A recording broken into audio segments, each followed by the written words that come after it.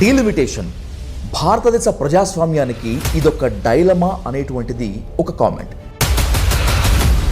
ఎన్నో కామెంట్లు సార్. ఇప్పటికే ఉత్తరాది వాళ్ళు దక్షిణాది రాష్ట్రాలని అణగదొక్కేస్తున్నారు.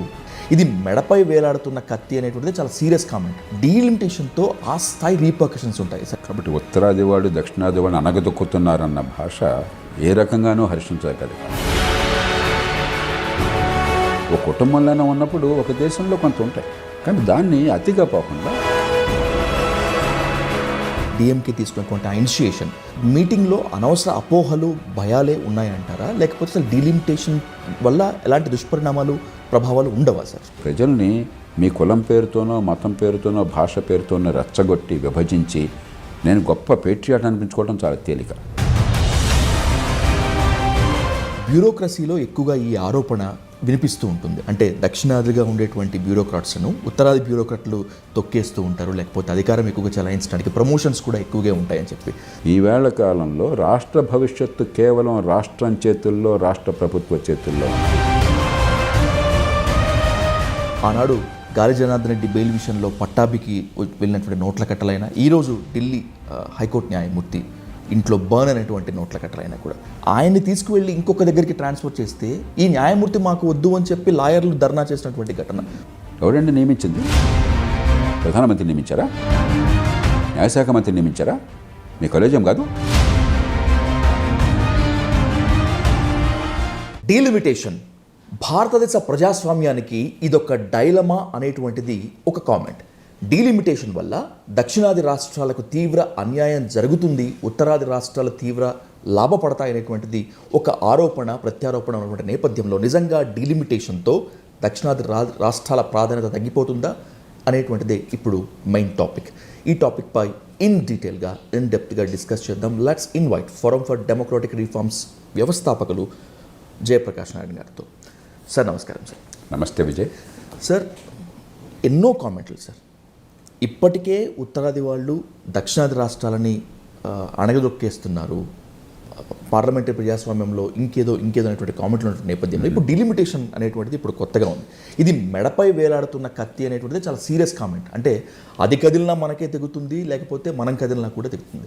డీలిమిటేషన్తో ఆ స్థాయి రీపర్కషన్స్ ఉంటాయి సార్. ఇంత లాగర్ హెడ్స్ ఎందుకు అసలు? ముందు ఈ భాషను నేను తిరస్కరిస్తున్నాను సార్.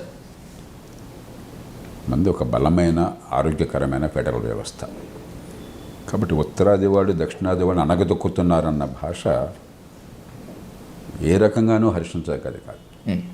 మనం కొంచెం సంయమనంతో మాట్లాడాలి, విచక్షణతో ఆలోచించాలి.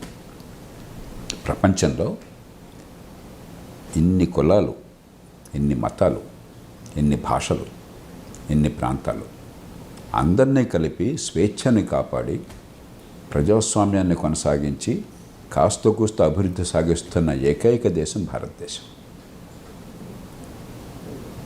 కాబట్టి అలాంటి దేశంలో ఆ క్షణికమైన ఉద్రేకం వలన, ఆవేశం వలన, లింగ వివక్ష కావచ్చు, ఆడమగ కావచ్చు, నా భాష అని కావచ్చు, నా ప్రాంతం అని కావచ్చు, నా కులం అని కావచ్చు, నా మతం అని కావచ్చు, పూనకం వచ్చేసి మనం అతిగా స్పందించడం అనేది ముందు మంచిది కాదు. ఇక రెండోది, ఖచ్చితంగా రాజకీయ ప్రాతినిధ్యం విషయంలో కొంత ఉద్వేగభరిత వాతావరణం ఉంటుంది. ప్రపంచంలో ఆధునిక ప్రజాస్వామ్యం వయోజనోట హక్కు ద్వారా వచ్చిన తర్వాత, అంతకుముందు వయోజనోట హక్కు లేదు. డబ్బున్నవాడికి ఓటు ఉండేది, ఆస్తున్నవాడికి ఓటు ఉండేది, కొన్ని కుటుంబాల్లో పుట్టిన వాడికి ఓటు ఉండేది. మొట్టమొదటిసారిగా ప్రపంచంలో ప్రజాస్వామ్యం అంటే వయోజనోట హక్కు అన్నదాన్ని తీసుకొచ్చాం. దానిలో తొలి రోజు నుంచి వయోజన హక్కుని తీసుకున్నటువంటి దేశం భారతదేశం. ఇంకే దేశం తీసుకోవాలి అప్పటిదాకా. భారతదేశం మొదలుపెట్టేదాకా తొలి రోజు నుంచి ఆడమగ తేడా లేకుండా, కులం తేడా లేకుండా, మతం తేడా లేకుండా, ప్రాంతం తేడా లేకుండా, డబ్బుతో తేడా లేకుండా అందరికీ సమానంగా ఓటు ఇచ్చినటువంటి మొట్టమొదటి దేశం భారతదేశం. ఈ నేపథ్యంలో మనం ఆలోచించాలి. కాబట్టి దానిలో ప్రాతినిధ్యం నా భాష వాళ్ళకో, నా మతం వాళ్ళకో, నా కులం వాళ్ళకో, నా ప్రాంతం వాళ్ళకు ఎక్కువ తక్కువలు వస్తాయనేది కొంత. మరి ఒక కుటుంబంలో తల్లిదండ్రులు ఆస్తిపాస్తులు పంపకాలు చేస్తుంటే పిల్లలు నాకు ఎక్కువ వచ్చింది, నాకు తక్కువ వచ్చిందని చెప్పి పోటీ పడుతుంటారు కదా. ఒక కుటుంబంలోనే ఉన్నప్పుడు ఒక దేశంలో కొంత ఉంటాయి, కానీ దాన్ని అతిగా పోకుండా సామరస్యంగా దీర్ఘకాల ప్రయోజనాన్ని దృష్టిలో ఉంచుకుని దేశైక్యతను కాపాడుతూ పరిష్కారం చేసుకోవాలి తప్ప ఈ మెడ మీద కత్తి, ఈ కత్తి పడితే తల తెగిపోతుంది, ఇవన్నీ కూడా అతిశయోక్తులు, చాలా తొందరపాటు భాష. ఎందుకంటే ప్రజల్ని మీ కులం పేరుతోనో మతం పేరుతోనో భాష పేరుతోనో రెచ్చగొట్టి విభజించి నేను గొప్ప పేట్రియాట్ అనిపించుకోవడం చాలా తేలిక. ఎందుకు మన తెలుగు ప్రజలకు అలవాటు ఉంది కదా, గత 10 ఏళ్ళకి 15 ఏళ్ళ క్రితంలో చూశారు కదా, తెలంగాణ కావాలని తెలంగాణ నుంచి పోరాటం వస్తే, తెలంగాణ రావకూడదని చెప్పిన ఆంధ్రప్రదేశ్ నుంచి ఉద్యమం వస్తే, సమైక్యాంధ్ర ప్రత్యేక తెలంగాణ ఇదో జీవన్మరణ సమస్యగా మార్చారు. ఆనాడు నేను ఒక్కడిని 2 ప్రాంతాలకి చెప్పింది, తెలంగాణ వస్తే ఉపద్రవం రాదు, అలాగే తెలంగాణ వస్తే అద్భుతాలు జరగవు. 2 అవాస్తవాలే. అద్భుతాలు జరుగుతాయని ఇక్కడ ఆశపడి అదే జీవన్మరణ సమస్యగా భావించి, ఉపద్రవం వస్తుందని అక్కడ భయపడి అదే జీవన్మరణ సమస్యగా భావించి గందరగోళానికి దారి తీసుకున్నారు. 2 వాస్తవం కాదు. రాజకీయ సమస్యని రాజకీయ కోణం నుంచి చూడాలి. ఆమోదయోగ్యమైన అందరి ప్రయోజనాలని కాపాడే పరిష్కారం అన్వేషించాలి తప్ప ఇదేదో కొంప మునిగిపోతుంది, తల తెగిపోతుంది, జీవన్మరణ సమస్య. అసలు ఈ భాష చాలా ప్రమాదకరం. బాధ్యత గల నాయకులు కానీ మీడియాలో కానీ ఈ దేశంలో స్వేచ్ఛను కాపాడడం ఎట్లాగా, జాతి సమగ్రతని పెంచడం ఎట్లాగా, మన పిల్లల భవిష్యత్తుని పెంచడం ఎట్లాగా ఆలోచన చేయాలి తప్ప ఇవన్నీ కూడా తాత్కాలికంగా కొంచెం ఇవాళ ఉంది కాబట్టి ఎమోషన్, దాంట్లో ప్రతివాటి నేను హీరోగా చలమని అవుతాను అనుకుంటాడు. కులం రిజర్వేషన్లు, నా కులం రిజర్వేషన్లో హీరోగా చలమని అవుతాను అనుకోడు. నేను జిల్లా కలెక్టర్గా ఉండగా మా ఊళ్ళో టెలిఫోన్ ఆఫీస్ కావాలా, మా ఊళ్ళో కావాలని చెప్పి ఒకే జిల్లాలో 2 ఊళ్ళలో కాకినాడ, రాజమండ్రి ఉద్యమాలు చేసేవాళ్ళు, నిరాహారదీక్షలు పూనేవాళ్ళు. ఇద్దరు కూడా మా ఊరికి గొప్ప పేచాట్ అనుకునేవాళ్ళు. కాబట్టి ఇవన్నీ కొంచెం ఆ పూనకం తగ్గించుకుని, ఆవేశం తగ్గించుకుని, ఆలోచనతో నింపాదిగా అందరం కూర్చుని అందరి పేర్లని కాపాడాలి.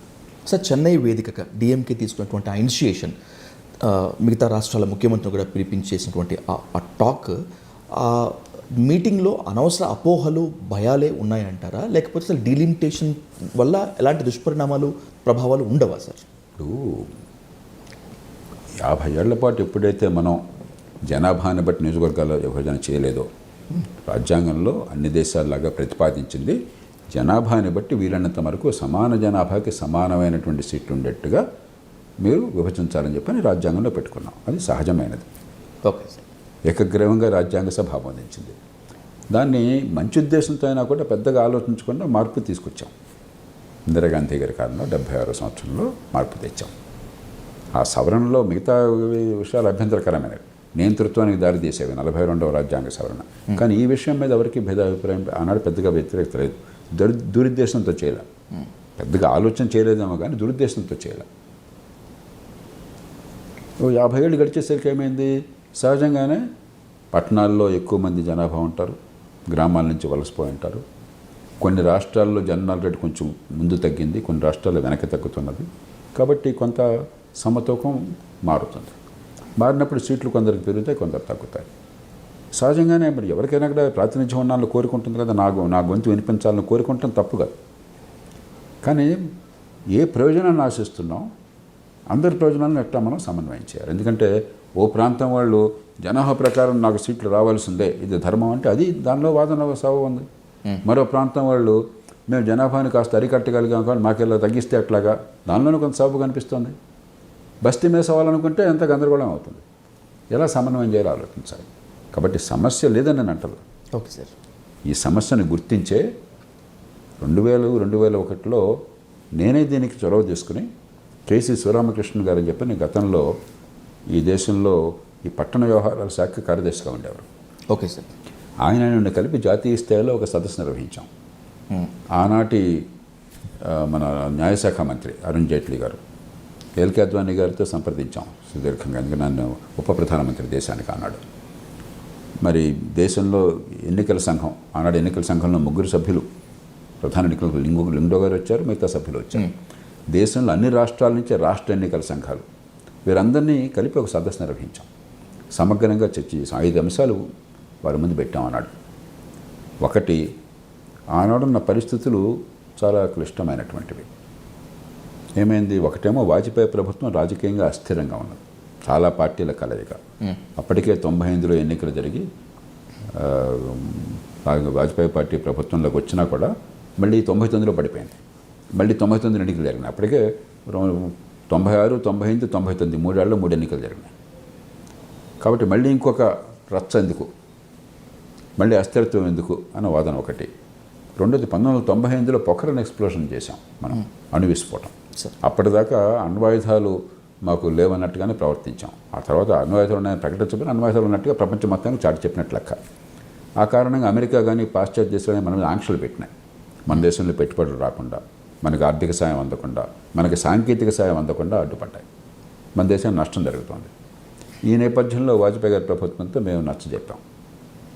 ఏమని, ఇప్పుడు దీనిలో ఈ పంచాయతీ తీసుకొస్తే దేశం నష్టపోతుంది, రాజకీయంగా అస్థిరత్వం వస్తుంది, రెండోది ఆర్థికంగా మరింత దేశం నష్టపోతుంది. కాబట్టి ప్రస్తుతానికి వాయిదా వేద్దాం, ఓ 25 ఏళ్ళు మళ్ళీ కొనసాగిద్దామని నేనే గట్టిగా ప్రతిపాదించాను. ఇప్పుడు ఆనాడు మేము అనుకున్నాం 25 ఏళ్ళకి రాజు ఎవడో తర్వాత చూసుకుందాం అని చెప్పని.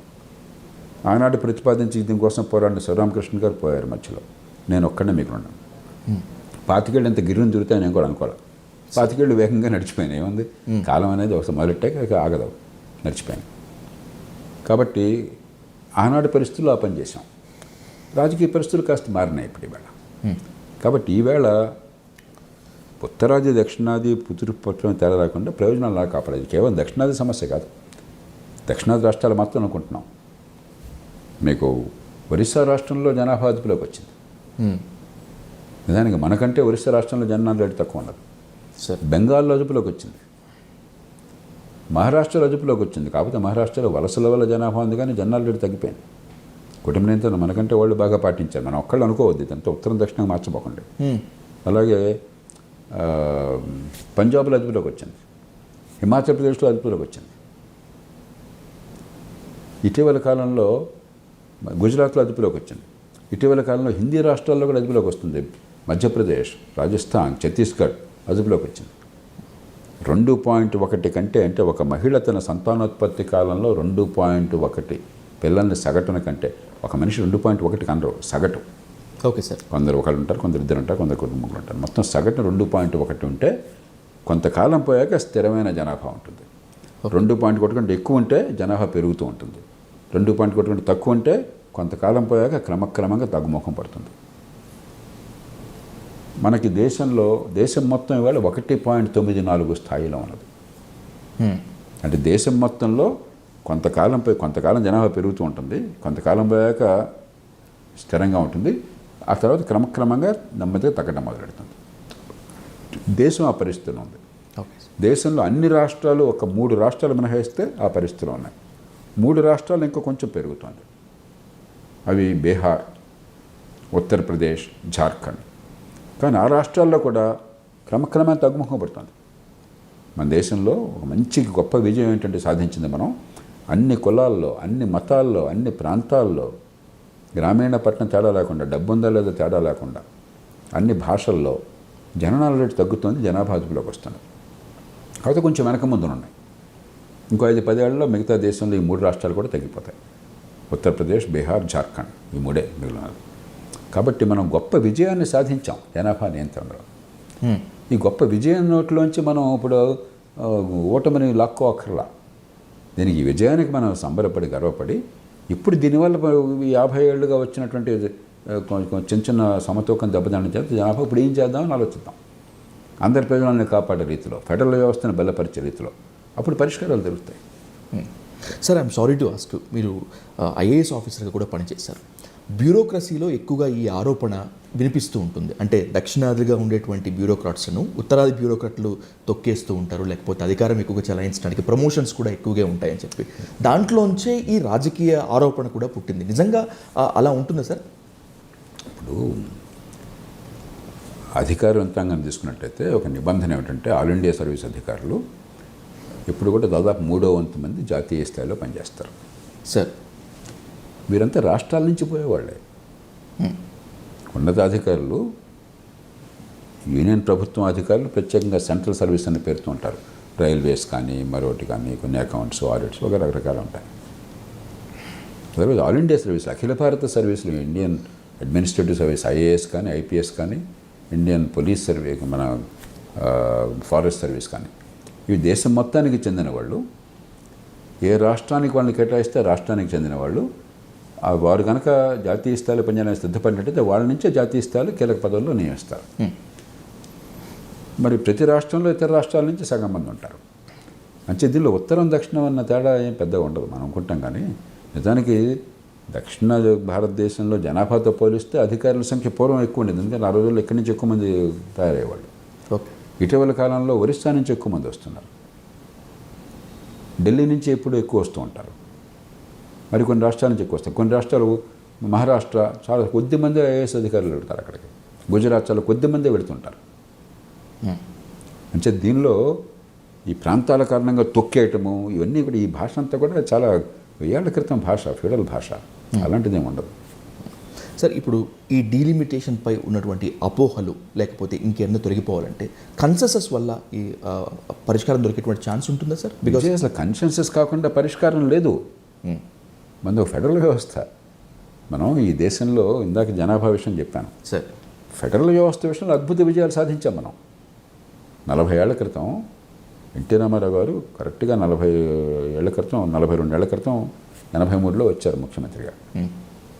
ఆయన అపారమైన ప్రజాబలంతో ముఖ్యమంత్రి అయితే 84లో ఢిల్లీలో కలం పోటుతో చిటికేసి తీసి పారేశారు. మీరు ఇక్కడ ఏ పరిశ్రమ కావాలన్నా, ఒక పోర్టు కావాలన్నా, ఎయిర్పోర్ట్ కావాలన్నా, మరొకటి కావాలన్నా ఢిల్లీ వాడి అనుమతి కావాలి, మనం లభించాలి. ఏ చిన్న పని కావాలన్నా వాడి నుంచి డబ్బులు ప్రత్యేకంగా మంజూరు కావాలి, ప్రణాళికా సంఘం వారి ఆమోదం కావాలి. పేరుకి రాష్ట్రాలే తప్ప రాష్ట్రాలను నిర్వీర్యం చేసేశారు. ఇవాళ కాదు. ఈవేళ మన దేశంలో ఏ రాష్ట్రంలో అయినా సరే ప్రజల భవిష్యత్తు రాష్ట్రాల చేతుల్లో ఉన్నది.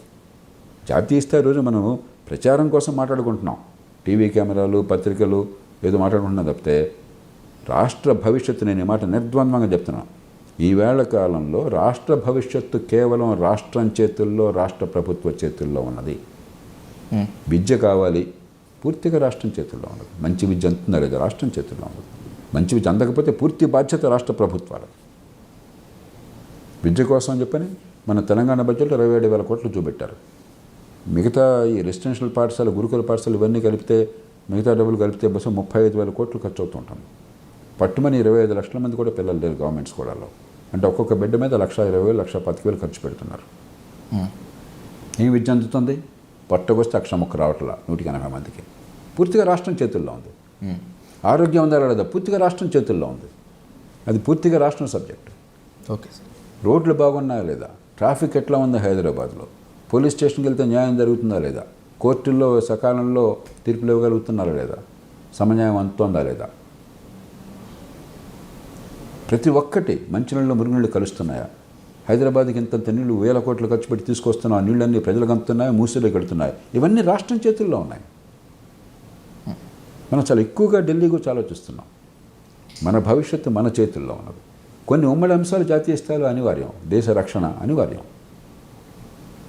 మౌలికమైన ఆర్థిక విధానం, దేశాన్ని ఆర్థిక భద్రతను కాపాడడం కోసం జాతీయ రహదారులు, కొన్ని అంశాలు సహజంగా జాతీయ స్థాయిలో ఉంటాయి. అందుకే మనందరూ మన చుట్టూ, మన ఎంత ఢిల్లీ చుట్టూ మన మనసు తిరుగుతోంది. దాని నుంచి క్షేత్రం చుట్టూ తిరగాలి. మన స్థానిక ప్రభుత్వాలు, మన పంచాయతీలు, మన మున్సిపాలిటీలు, మన రాష్ట్రాలు, మన జిల్లాలు, దాటిని పెంచడం ఎట్లాగా.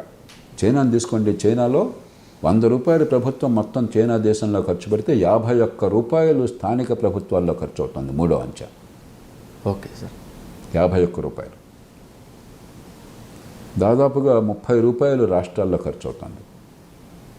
20 రూపాయలు మాత్రమే, 19-20 రూపాయలు మాత్రమే జాతీయ స్థాయిలో ఖర్చు అవుతుంది. మనకి రాష్ట్రాల్లో ఖర్చు అయితే ఎంత తెలుసా? 63%. 63%. స్థానిక ప్రభుత్వాలు ఎంతో తెలుసా? 3%.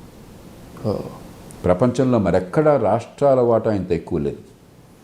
ప్రపంచంలో మరెక్కడా స్థానిక ప్రభుత్వాల వాటా ఇంత తక్కువ లేదు. కాబట్టి మనం ఈ దేశంలో మౌలికమైన పోరాటం ఢిల్లీకి రాష్ట్రాలకు మధ్య కదా, అది అయిపోయింది. ఆ పోరాటం అయిపోయింది. రాష్ట్రాలకి స్థానిక ప్రభుత్వాలకు మధ్య మౌలికమైన పోరాటం. కాబట్టి ఇవన్నీ ఊరికే ఏదో రాజకీయ చర్చలు తప్ప దీనిలో సమస్య లేదని అంటలో ఉంది. ఖచ్చితంగా ప్రాతినిధ్యం కీలకమైన అంశం. సహజంగానే మనకు కొంత భావాలు ఉంటాయి, కానీ సమన్వయం చేసుకోవాలి. ఎందుకంటే ఈ ఈ మాట అంతా ఎందుకు చెప్తున్నానంటే ఫెడరల్ వ్యవస్థ అంత దారుణంగా ఢిల్లీ చేతుల్లో బానిసలుగా ఉన్నటువంటి పరిస్థితి నుంచి ఈవేళ రాష్ట్రాలు పూర్తిగా స్వయం సమృద్ధమయ్యి రాష్ట్రాలకు పూర్తిగా స్వేచ్ఛ ఉండి పరిపాలన అంతా వాళ్ళ చేతుల్లో ఉండి రాష్ట్ర భవిష్యత్తుని నిర్ణయించేటువంటి అవకాశం అధికారం ప్రస్తుతం రాష్ట్రాలకు ఉన్నాయి. కాబట్టి గొప్ప విజయాన్ని సాధించాం. ఇది ఒక చిన్న సమస్య. ప్రపంచంలో ఎక్కడ ఇన్ని భాషలు ఉన్న దేశం లేదు. ఆయన అన్నింటినీ కల్పించింది ఈ దేశంలో రాజకీయ నాయకత్వం అన్ని పార్టీలు కలిసి.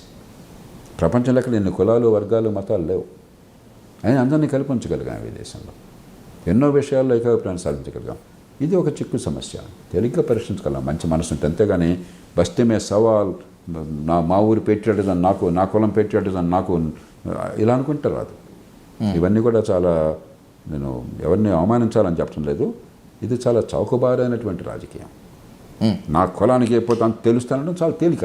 పనికి మాలిన వాడు కూడా ఆ మాట చెప్పేసి పెద్ద నాయకుడు కావచ్చు. దానికి తెలివితేటలక్కర్లా, చిత్తశుద్ధక్కర్లా.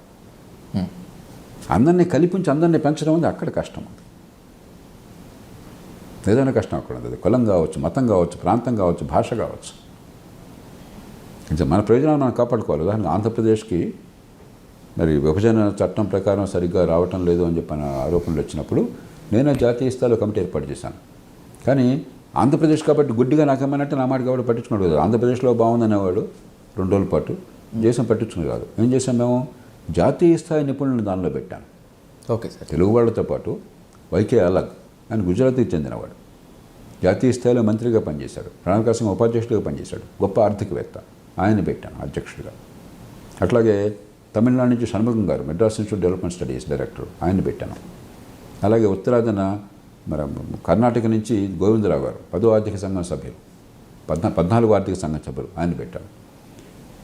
ఉత్తరాది నుంచి ప్రొఫెసర్ శర్మ గారు 15వ ఆర్థిక సంఘం సభ్యులు, ఆయన పెట్టాను. వాళ్ళందరూ చూసి చెప్పాలి ఇది ధర్మం అని చెప్పాను. అంతేగాని మీకు మీరు ధర్మం అనుకుంటే ఇంకో స్టార్ట్ వాడు ధర్మం అనుకుంటాడు. కర్ణాటక పోతే కర్ణాటక నీళ్ళు తుంగభద్ర నీళ్లు కావాలి. కర్ణాటకలో రాజకీయ వాళ్ళు ఏమంటారు, ఒక్క చుక్క రాయలసీమ కలటానికి వెళ్ళదు అంటాడు. రాయలసీమ నాయకుడు అంటాడు, మొత్తం నీళ్ళు రాకపోతే అంత తెలుస్తానంటాడు. వీళ్ళు పెద్ద తెలివితేటలు ఒక్కర్లా. ఇద్దరు ప్రయోజనాన్ని సమన్వయం చేయాలి. సార్, కారణాలు ఏవైనా కావచ్చు, సందర్భాలు ఏవైనా కావచ్చు, కేంద్రం నియంతలాగా వ్యవహరిస్తోంది, ఫెడరల్ స్ఫూర్తికి విరుద్ధంగా, వ్యతిరేకంగా అనేటువంటిది ఒకనాటి కామెంట్. ఈ డీలిమిటేషన్ వేదికగా వచ్చినటువంటి ఇంకొక కామెంట్ ఏంటి అంటే, ఇది డీలిమిటేషన్ కాదు, లిమిటేషన్, దిస్ ఈజ్ వెండెట్టా పాలిటిక్స్ అనేటువంటిది ఇంకొక కామెంట్. సో డీలిమిటేషన్ లాంటి ఒక సమస్యనో, లేకపోతే మీరు చెప్పినట్లు కూర్చుంటే పరిష్కరించగలిగిన ఒక సమస్యను ముందు పెట్టి రాష్ట్రాలు, పాలకులు తమ చేతకానితనాన్ని కప్పిపుచ్చుకునేందుకు ఇదంతా తీసుకొస్తున్నారా సార్? అంత పరుషమైన మాటలు నేను అన్నాం. కానీ ఖచ్చితంగా రాజకీయంలో ఉన్నప్పుడు ఓటును ఆకర్షించాలి, ఓటర్లను కాస్త ఆవేశపరచాలి. చాలా తేలికేంటి, అరే మన ఊరికి అన్యాయం జరుగుతుందంటే ఇప్పుడు పూర్వకాలం మా ఊరు కృష్ణకి కొంచెం 2 కిలోమీటర్ల దూరంలో ఉండేది సార్. ఆ రోజుల్లో ఏమనుకున్నాడు, వరదలు చాలా అరుదుగా వచ్చేవి. ఏమైనా వరదలు వచ్చినప్పుడు ఏమనుకున్న వాళ్ళు, మాకు వరద రాకుండా ఇంకో చోట గట్టి తగ్గొట్టేస్తే వాడు పోతాడు, మనం సేఫ్ జోన్లో ఉండాలి. అంటే ఇది మానవ సహజం. ఇది ఇవన్నీ కూడా ఏంటంటే, అవును సార్, చిన్నది కానీ పెద్దది కానీ దాంతో ఏంటి ఆ ఊరు పెట్టినట్టు వచ్చేస్తుంది. మా ఊరిని కాపాడుకోవాలంటే ఏదైనా చేస్తానని చెప్పని, అది చాలా ధర్మం అనుకుంటున్నాం. కాదు, అందరినీ కలిపి కాపాడుకునేట్లనే ధర్మం. ఇవంతా ఏంటి ట్రైబల్ తత్వం. ఇది ట్రైబల్ సమాజంలో ఈ తెగకి ఆ తెక్కే పడదు. వాడి బతితే వీడు చేస్తాడు, ఇది బతితే వాడు చేస్తాడు. దాని నుంచి వచ్చిన ఆలోచనలు అయితే రాజకీయంగా జనాన్ని ప్రభావ పెట్టాలి. మనసులో అప్పుడు ఎప్పుడు దాని ఏమవుతుంది, నిజంగా మీరు నమ్మటం మొదలెడతారు. ఇప్పుడు ఆంధ్రప్రదేశ్, తెలంగాణలో 2 ప్రాంతాల్లో కూడా బలంగా నమ్మారు కదా 2 పక్కల. అవును సార్. సమైక్యాంధ్ర లేకపోతే మునిగిపోతుందని అక్కడ నమ్మారు. తెలంగాణ వస్తే అద్భుతం ఇక్కడ నమ్మారు.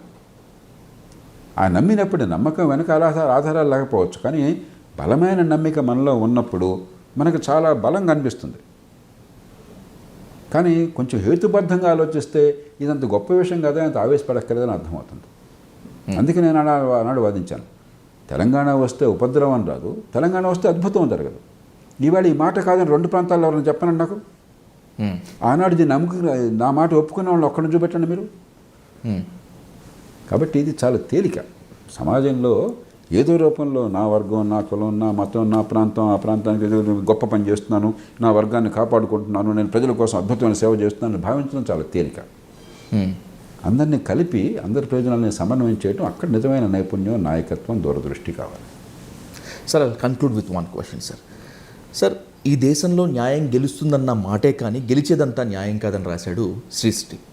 ఆనాడు గాలి జనార్దన్ రెడ్డి బెయిల్ విషయంలో పట్టాభికి వెళ్ళినటువంటి నోట్ల కట్టలైనా, ఈరోజు ఢిల్లీ హైకోర్టు న్యాయమూర్తి ఇంట్లో బర్న్ అనేటువంటి నోట్ల కట్టలైనా కూడా వాట్స్ హ్యాపనింగ్ సార్? ఎందుకంటే ఆయన్ని తీసుకువెళ్ళి ఇంకొక దగ్గరికి ట్రాన్స్ఫర్ చేస్తే ఈ న్యాయమూర్తి మాకు వద్దు అని చెప్పి లాయర్లు ధర్నా చేసినటువంటి ఘటన. What's happening in judiciary? ఈ పరిణామాన్ని మొత్తాన్ని ఎట్లా అర్థం చేసుకోవాలి సార్?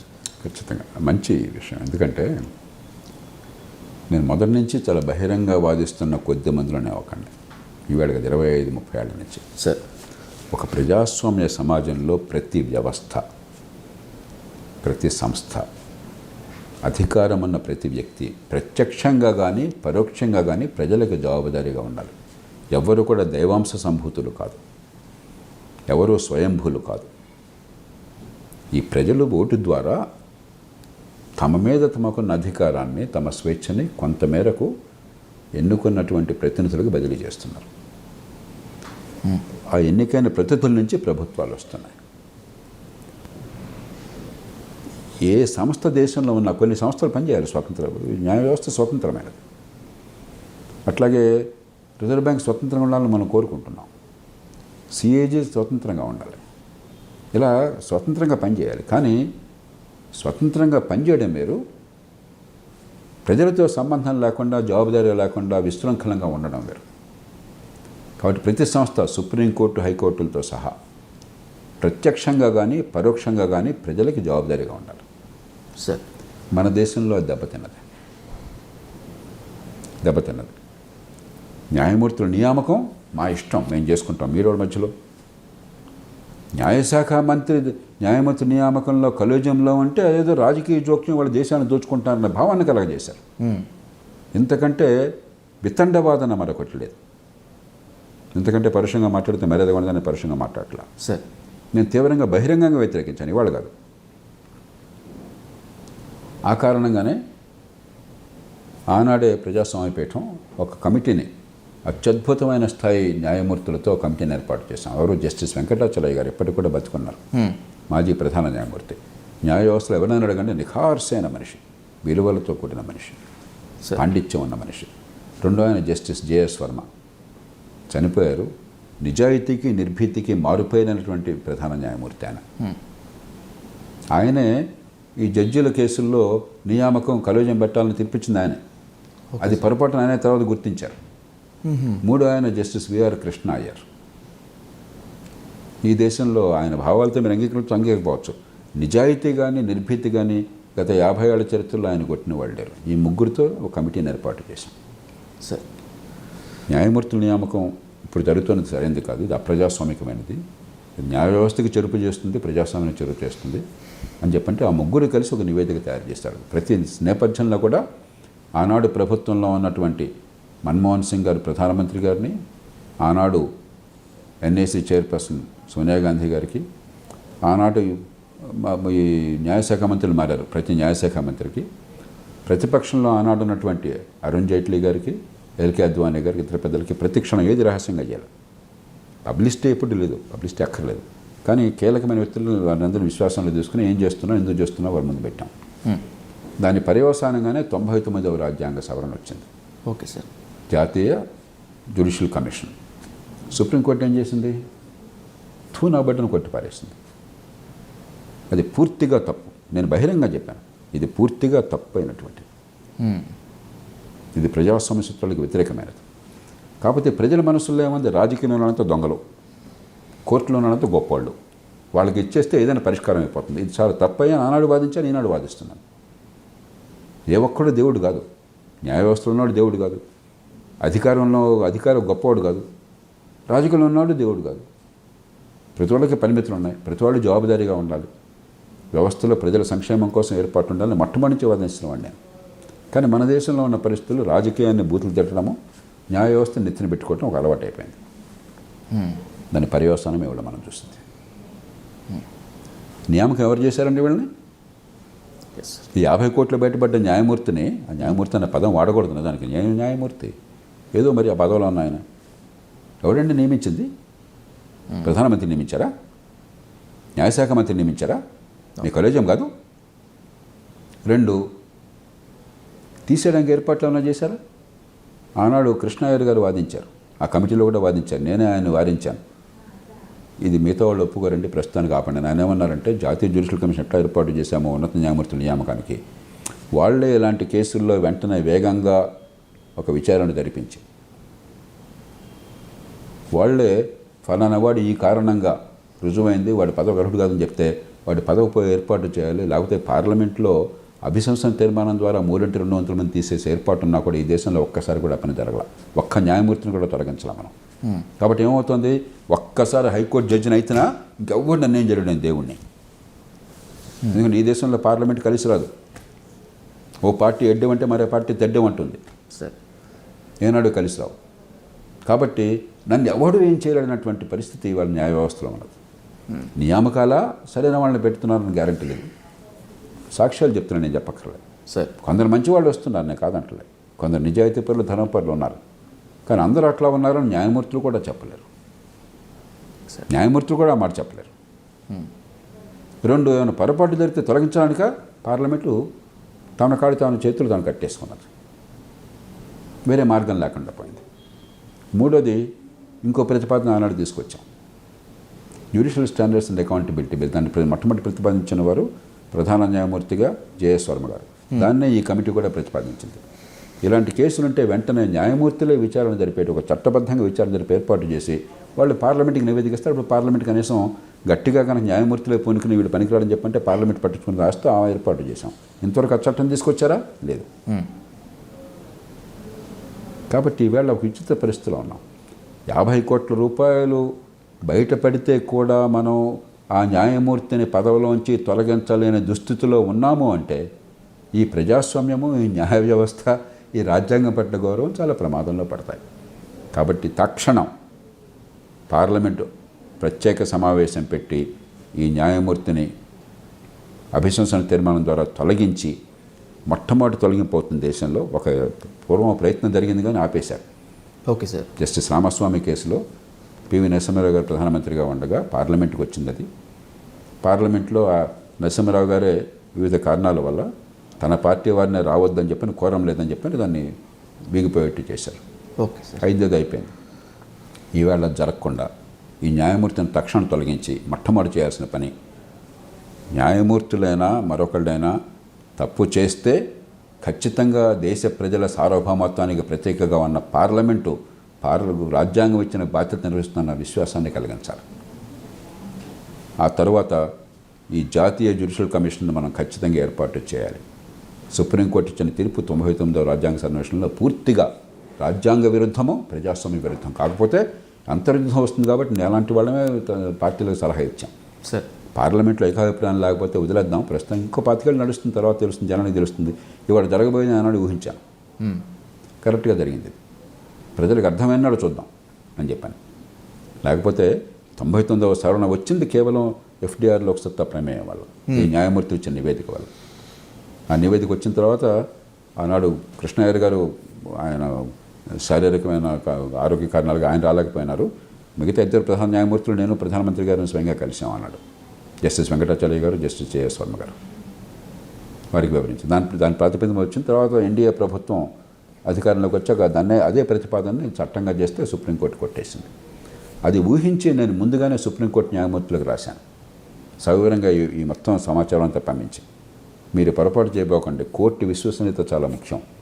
మీరు సొంత ప్రయోజనాల కోసం చేసుకుంటారన్న భావం కలిగితే దేశం నష్టపోతుంది, కోర్టు నష్టపోతుందని చెప్పాను. కానీ ఏదో దుగుడుగా కొట్టేశారు. అది ఊహించి నేను పార్టీ నాయకులందరికీ రాశాను, ఒకవేళ సుప్రీంకోర్టు కనుక తప్పు తీర్పు ఇచ్చినట్టయితే ఈ కేసులో పార్టీలకు అతీతంగా పార్లమెంట్ ఏకం కావాలి, పార్లమెంటు సార్వభౌమత్వాన్ని, ప్రజాస్వామ్యం, గౌరవాన్ని నిలపాలని చెప్పాను. సోనియా గాంధీ గారు స్వయంగా నాకు ఉత్తరం రాశారు ఆయన సంతకంతో. మేమే ప్రతిపాదించామని జయప్రకాష్ గారు, ఒకవేళ సుప్రీంకోర్టు వ్యతిరేకంగా తీర్పిస్తే మేము నిలబడి మళ్ళీ దానికోసం పోరాడతామని చెప్పన్నారు. కానీ ఎన్నికలు కాగానే భయం వేసి వెనక్కి దారిపోయారు. ఎందుకంటే ప్రజల్లో కోర్టులు అంతా ధర్మము, రాజకీయం అంతా దుర్మార్గం అన్న భావన బాగా ఉన్నది.